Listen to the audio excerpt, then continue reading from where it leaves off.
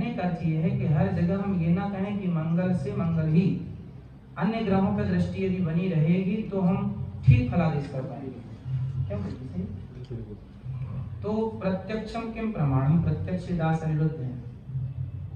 तो ज्योतिष अपने आप में, ज्योतिष से श्रेष्ठ पर कुछ भी नहीं है। त्रिकालक व्यक्ति हो सकता है तो सिर्फ ज्योतिष से हो सकता है। तो आप सभी ज्योतिष ऐसे महापुरुषों से सीख रहे हैं, समझ रहे हैं। गुरुजी दिव्य ही पढ़ाते होंगे, जब आप जैसे प्रखर विद्यार्थी हैं तो गुरुजी भी दिव्य ही हैं।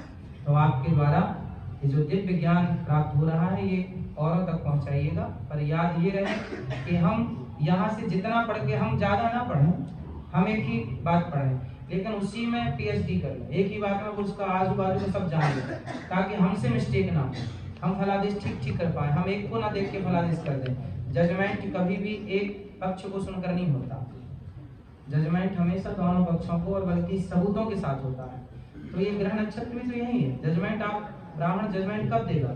जब वो सारे ग्रह नक्षत्रों को पूरा खंगाल लेगा, कौन कहाँ है, कैसे है, किसको देख रहा है, किसको नहीं देख रहा। उस प्रकार से पूर्ण फलादेश होगा तो सामने वाले की श्रद्धा आप में बढ़ेगी, उसको लाभ होगा। सिंपल है। जब हम लाभ, हमारे द्वारा किसी को लाभ होता है ना, तो उसकी श्रद्धा अपने आप पे बढ़ती है। और यदि लाभ नहीं हुआ तो वो एक ही बार मिलेगा आपसे, दोबारा नहीं मिलेगा। तो इसके लिए आपके लिए ये अच्छी होगी कि वो आपसे जुड़ा रहेगा। यदि आपके अंदर आपके प्रति सामने वाले की श्रद्धा बन गई, क्योंकि आपने काम अच्छा किया है, आपने सही फलादेश किया है, इसके बाद क्या होगा? इसके बाद यही होगा कि वो सदा आपसे जुड़ा रहेगा, औरों को भी आपसे जोड़ने की कोशिश करेगा कि हमारे गुरुजी ठीक फलादेश करते हैं। तो आप लोगों का यूं ही आगे आपको बढ़ना है, देश देश में जन जन में आपको जाना है और ज्योतिष का, अन्य ग्रंथों का, अपने सनातन का प्रचार करना है। हम जन्म ही इसलिए लिए, हमारा कुल ब्राह्मण कुल में जन्म लेने का उद्देश्य ही है कि हम अपने धर्म का प्रचार करें, अपनी संस्कृति का प्रचार करें, हर क्षेत्र में जाएं, गांव भी जाएं, शहर भी जाएं, गली मोहल्ले भी जाएं, घर घर जाएं और अपनी सनातन संस्कृति का प्रचार करें। ज्योतिष बहुत अच्छा विषय है। ज्योतिष ही एक ऐसा सब्जेक्ट है जो सबको लेके चलता है। ज्योतिष कह देता है कि भाई आपको पितृ दोष है तो भागवत जी की पोथी करा लो, भागवत जी सुन लो। आपको ये ग्रह परेशान कर रहा है तो ये जाप कर लो, ये ग्रह, मतलब वो पानी में गुड़ डाल के भी बात बताने वाला ज्योतिषी है कि पानी में गुड़ डाल के सूर्य भगवान को चढ़ाओ, रिश्ते मीठे हो जाएंगे। तो अर्थ क्या हुआ?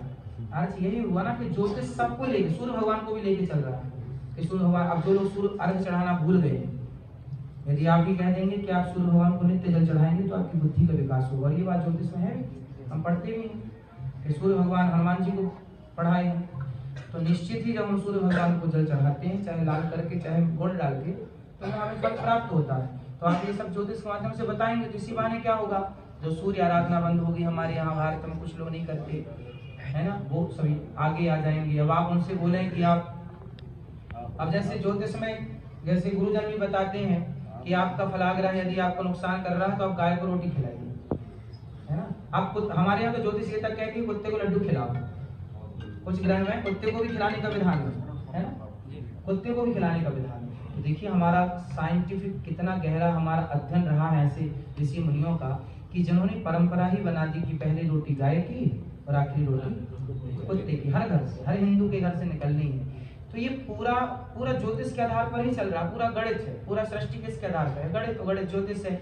आप आश्चर्य मानेंगे, दुनिया नासा का गठन कब हुआ? 1960 के 2 साल पहले, है ना, 58 कह लेते हैं, है ना, लगभग कंफर्म नहीं, लगभग 58 में, 1958 में नासा का गठन हुआ। तो नासा इसके पहले थी नहीं, और नासा नहीं थी तब भी हमारे यहाँ पूरी दुनिया में सूर्य ग्रहण होता था, चंद्र ग्रहण। अब चंद्र ग्रहण कब होगा, सूर्य ग्रहण कब होगा, किस तारीख को होगा, कितने बज के कितने मिनट और कितने सेकंड में होगा, ये भारत के ऐसे ज्योतिषी भी तो बताते हैं। नासा तो अभी बताने लगा है, खर्चा करके करोड़ों सैटेलाइट के द्वारा बताता है, लेकिन नासा को भी गणित देने वाले भारत ही है। आर्यभट्ट 0 देने वाले हम लोग, दशमलव देने वाले हम लोग। कुल मिला करके जो सबसे बड़ा साइंस है वो ज्योतिष ही है, पर उसका मिसयूज किया गया, गलत ढंग से उसको बताया गया तो लोगों की श्रद्धाएं खत्म हो गई। वरना पूरा भूगोल, पूरा सूर्य चंद्रमा की गति ज्योतिष से निकलती है, आज भी निकलती है। उसी आधार पे हमारे यहाँ कुंभ पड़ता है। जब बृहस्पति एक चक्कर लगा लेते हैं पृथ्वी का, तब कुंभ पड़ता है। बृहस्पति जी एक चक्कर कितने वर्ष में पूरा कर लेते हैं पृथ्वी का? 12 वर्ष लगते हैं, इसलिए 12 साल में कुंभ पड़ता है, 4 कुंभ पड़ते हैं। तो बृहस्पति पृथ्वी का एक चक्कर 12 वर्ष में लगाते हैं। तो ये चक्कर हमारे यहाँ कौन बता रहा है? अब हर 12 साल में कुंभ पड़ता है।